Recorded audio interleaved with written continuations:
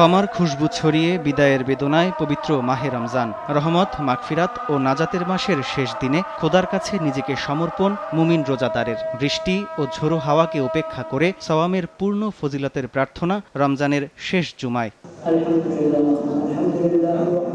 জাতীয় মসজিদ বাইতুল মুকাররমে খুতবায় ধ্বনিত হয় পাপ থেকে পানাহের ফরিয়াদ। ছিল সামনের দিনগুলোতে ইবাদতের পাশাপাশি সমাজে শান্তি, সাম্য ও সততা প্রতিষ্ঠার আহ্বানও।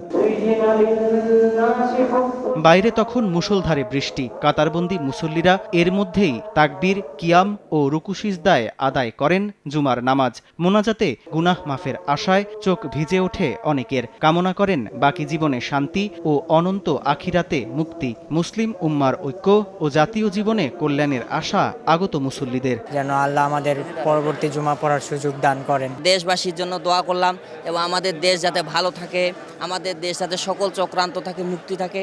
আল্লাহর কাছে দোয়া করলাম যে আল্লাহ দেশে সবার জন্য শান্তি বসত করুক। আল্লাহ যেন দেশটি সুন্দর রাখে, ভালো রাখে, তার জন্যই কামনা।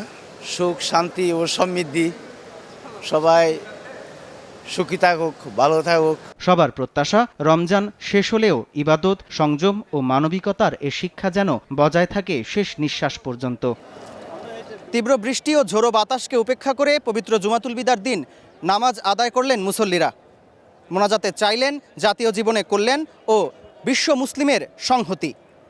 তাদের প্রত্যাশা রমজানের আত্মসংযম, পবিত্রতা ও মানবিকতার শিক্ষা বহমান থাকবে গোটা জীবন জুড়ে। সামদানি প্রত্যয়, সময় সংবাদ, ঢাকা।